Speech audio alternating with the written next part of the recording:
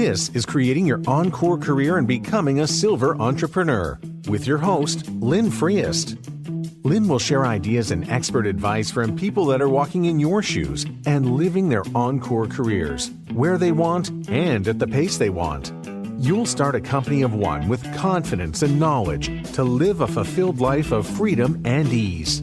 Lynn is a coach and leadership consultant whose mission is to show senior leaders and experts how to start something refreshing and new after a full career in the corporate environment. Hello and welcome to this episode of the podcast, Creating Your Encore Career and Becoming a Silver Entrepreneur. Glad to have you here. This is episode 152, and it's on making career transitions with Dave Whan, who is a friend and colleague of mine. I'll soon be offering openings in my Encore Career group coaching program, and this is a program that will enable you and a peer group to launch and develop your own Encore careers. So to get off to a powerful start, please contact me. Today we're going to be talking with Dave Whan. Dave's, as I said, a colleague and friend that I've worked with over the years, and he's going to be sharing his path, which is really one of career transitions to new assignments. Again, this is to illustrate your career or any Encore career is not simply one size. You may have an interest in a path like Dave's or any number of different things you could do. So Dave will not only be sharing his career journey, but also he's going to share his perspectives as a Chief Human Resources Officer. And in addition, he'll share some additional perspectives from his role with the Federal Reserve Bank and that on the general overall economic trends. So welcome, Dave. We appreciate you being with us on the podcast. And I'd like to start off by you just giving a little bit about yourself and your background and the fun journey you've been on. All right. Thanks, Lynn. I appreciate it.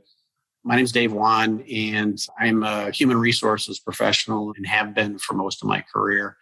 I started out in the city and county government. I had both a bachelor's and a bachelor's degree in public administration, and I worked for about 7 years of my early career in city and county government management in various municipalities in the Midwest. And about 7 years into that career, my wife and I were starting to build our family and realized that path meant a lot of moves and a lot of changes. When the politicians changed, sometimes the administrators changed. And we weren't quite ready to make all those pivots at that time. So we thought, well, maybe business and general industry was good. And John Deere happened to be in our backyard. And I had some connections and reached out and got into human resources at John Deere. And was very fortunate to have a long career at Deere, 20 years, made my way through several different factory positions. Lynn and I had a chance to work together a couple of different times in our careers, and we worked with each other up in Encore, Wisconsin. We worked each other at the corporate level. But I had this good fortune of being connected with great people. And I think that's a pretty common story for people I understand. But for me, I felt this connection with a contingent of senior leaders in human resources, names that wouldn't mean a lot to many people on the podcast, but they're instrumental in my career. A Mert Hornbuckle, a Rick McAnally, a Craig DeBow, Mike Addington, Steve Frells, Sherry Martin, some great people that were so kind with their time in the development of me to become an HR professional and try new things. And that was important for me, is to be willing to try those new things and perhaps new locales, like jumping up to Horicon, Wisconsin, or making a move over to Harvester Works from John Deere Information Systems. Those were pivots that I didn't think a lot about maybe at the time, but certainly they were sacrifices for the family. And not just me in terms of moving to a new job and having that kind of change, but there were disruptors for the family too.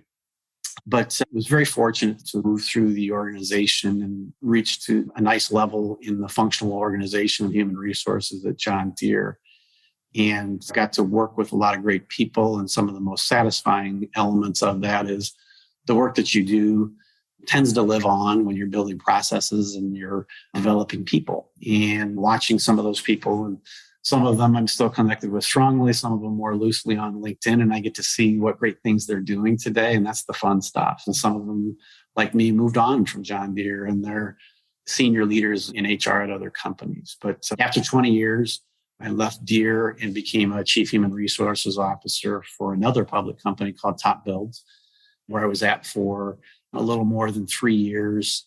I next pivoted to another CHRO job, chief human resources officer job at a company called Pierce Services, which is a portfolio company of a private equity firm.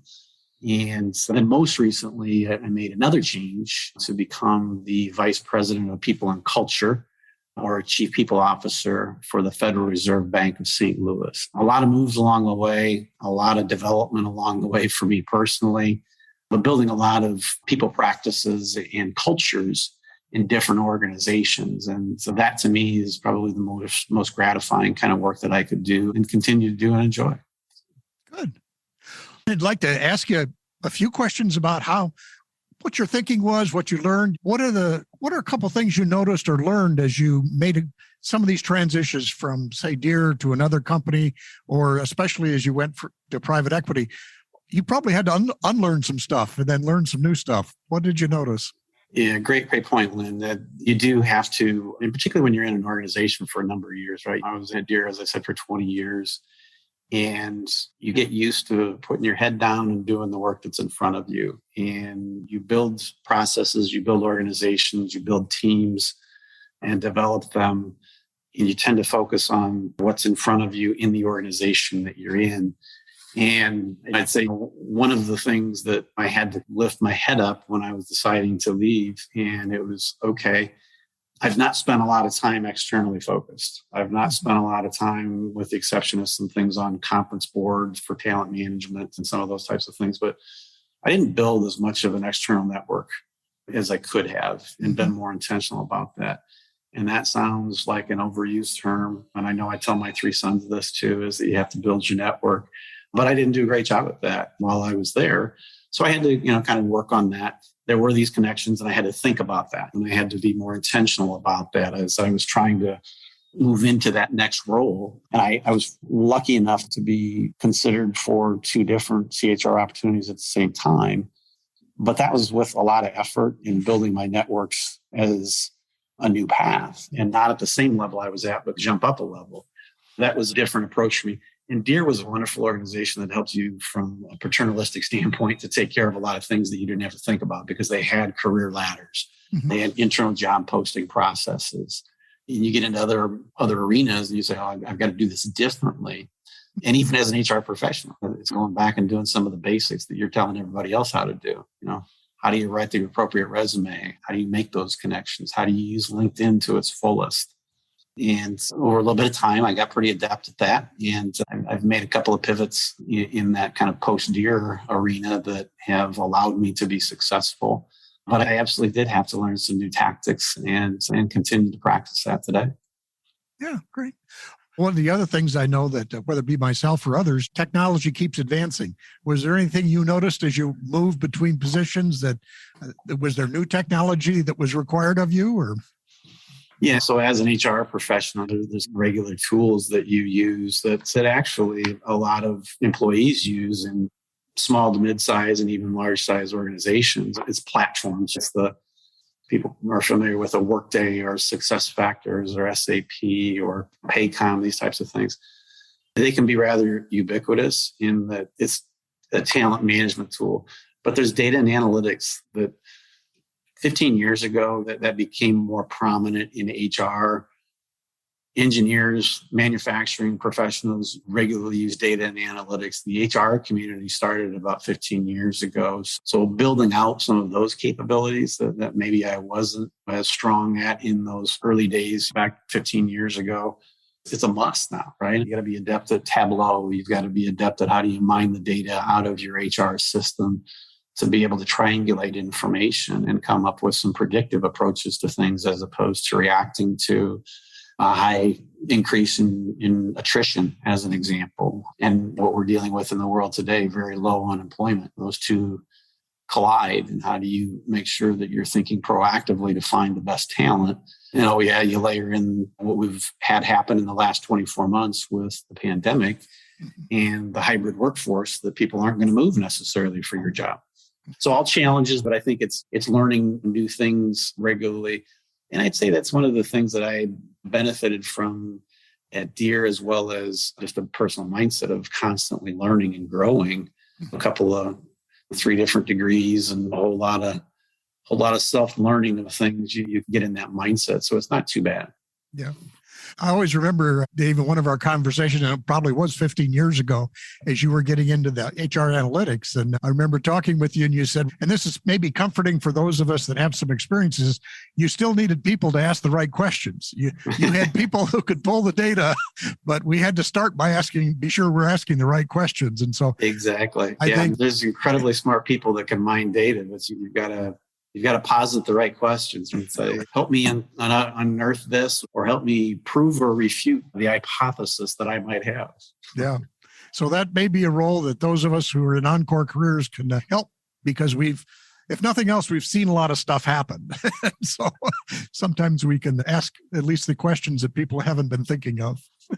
Lynn, you bring up a great point in a couple of different leaders that I've had in the past 4 or 5 years.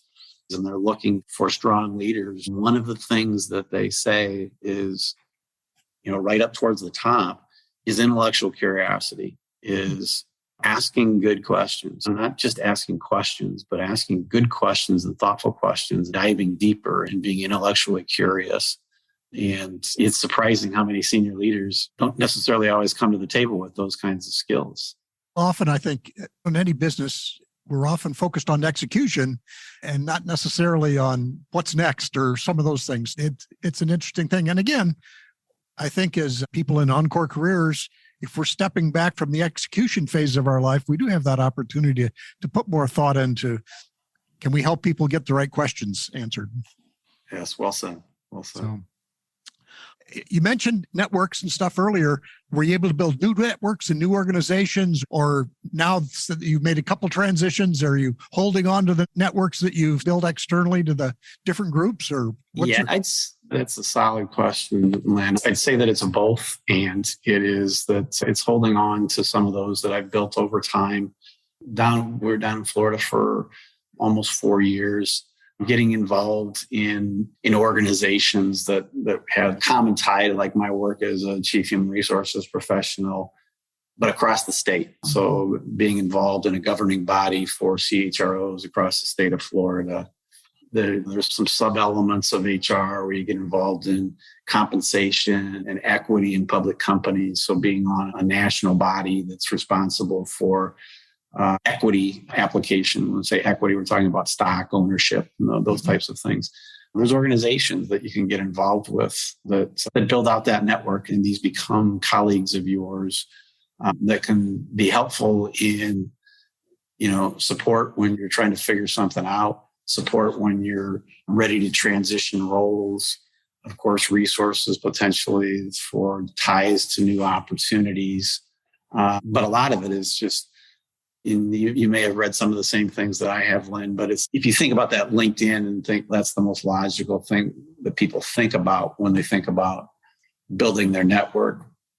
What I didn't have a great appreciation for until a few years back was level 2 and level 3 connections in LinkedIn are usually the gold. It's not necessarily always the level 1.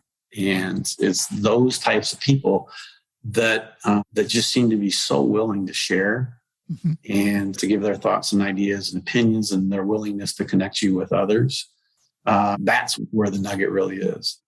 Yeah, I agree. And I've done a variety of volunteer work for entrepreneurial classes or people that are just trying to get started. And as part of that lean startup process, whenever we ask them to go out and interview customers, we say the last question you always have to ask is, who else should I be talking to? And I think that's a question that almost all of us should be asking. Very true. Very true. Because, it's the, like you say, second, third level, the loose connections they're often really interesting. That's right. Getting back to the transitions again, I was just thinking when you say you went from a company around manufacturing and into construction, and then private equity is a whole different kind of a picture. And then now the Federal Reserve, what did it take to learn, whether it would be the culture, the processes, the just the different stuff that goes on in a widely different kind of company? Yeah, that's one of the things. And it's back to, I know we've talked about this over the years, Lynn, it's the ability to learn and to pivot. We made changes in our careers while we were at Deere and moving from one location to another, from one function to another at times. It's that willingness to learn those new things, but it's actually being intentional about it and saying, okay, how is it that I'm going to get started in this next new role? Whether that's engaging with a coach or doing a little self-coaching and saying, okay, who are the important people that I need to connect with? The easy ones are your boss and the people that are in the direct reporting line to you. And if you run a larger organization, you try to get to know all of the people in your own organization. But it's reaching those tentacles out.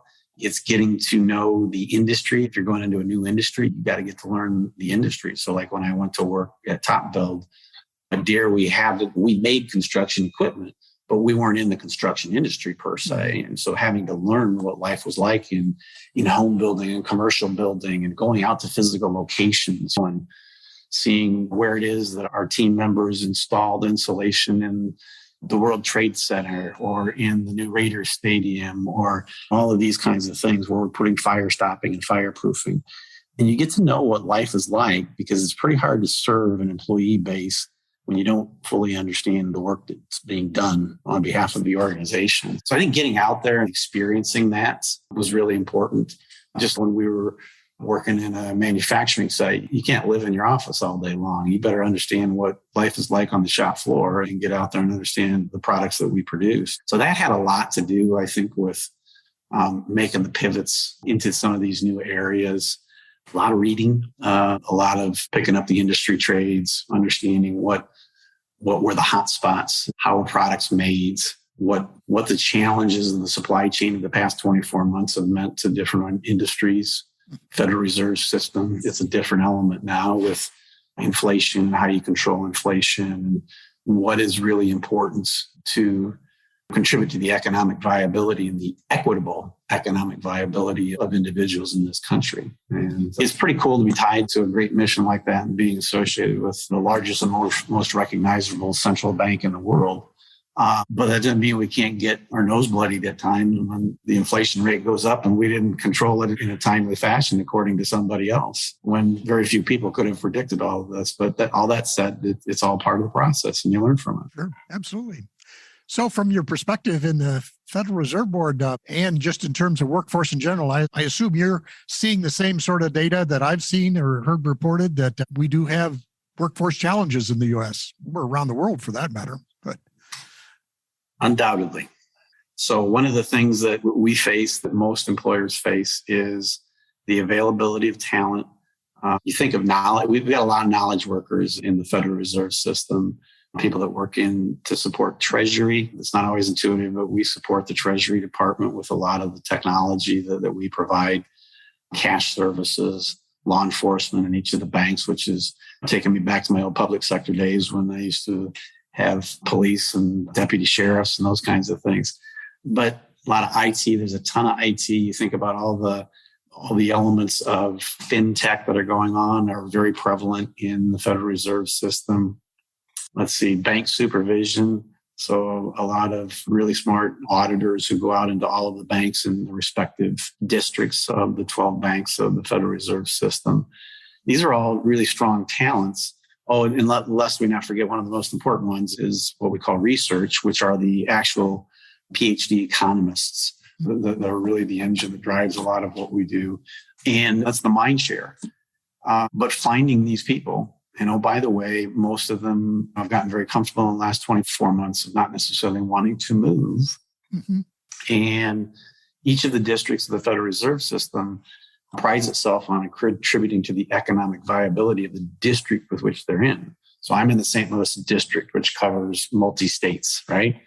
And part of it is you want to have employees in those districts. You don't necessarily want to have half of your employee population living on the coasts. Right. And we won't want to contribute that viability. So we're having a little dance to try to get around some of those things as we're bringing new people on board.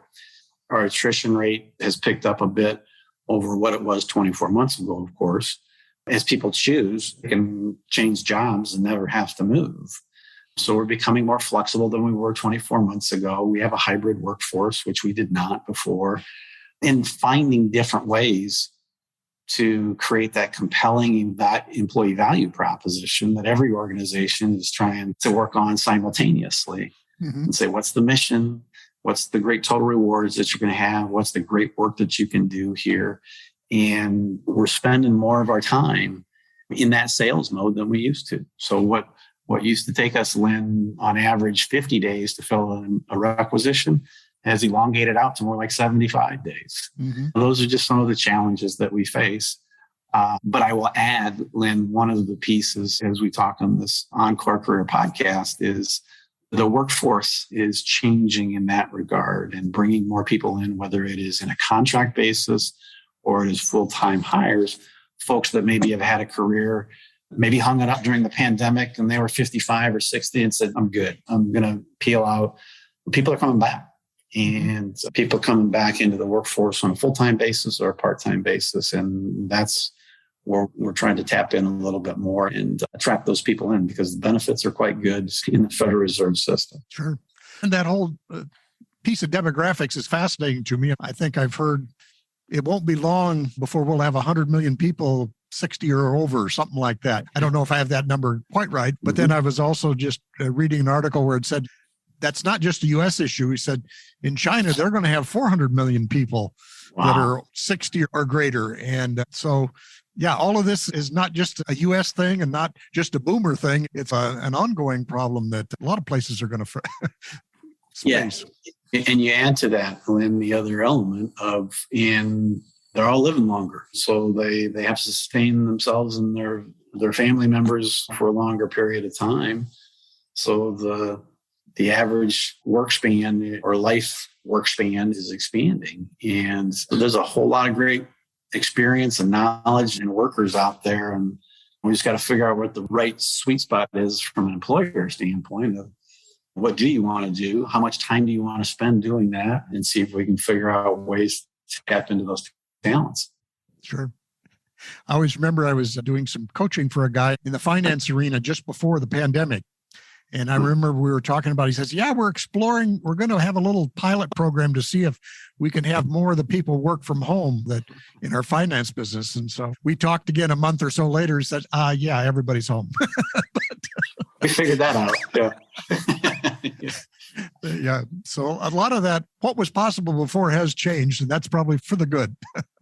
Yeah. Some of that was right. It was forced upon some maybe more traditional thinkers, I would say, that didn't think that anybody could possibly work from home reliably and in a trustworthy fashion. And after May of 2020, when we were a couple of months into it, people are shaking their heads going, yeah, I guess we can't do it.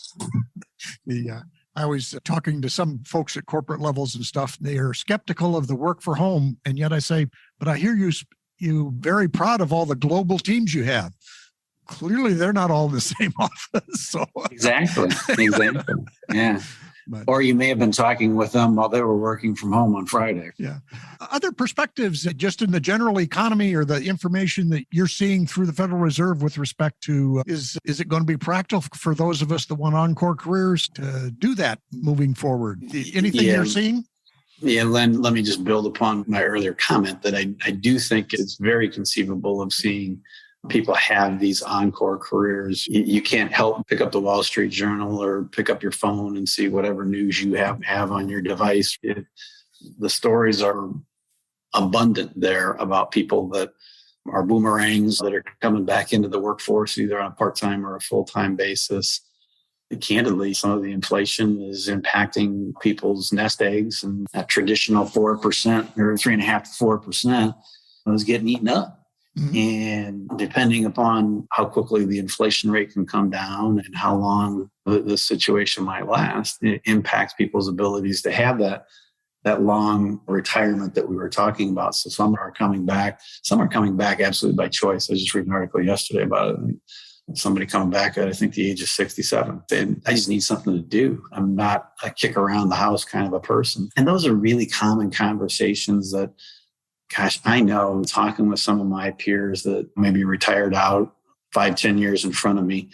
And they didn't have it thought out or planned out necessarily. They thought they're just going to travel and find a place down in Naples or whatever they're going to do. And came to find out that was a slow march, and they didn't necessarily want that. And so they were looking for something more. So it increases the volunteerism.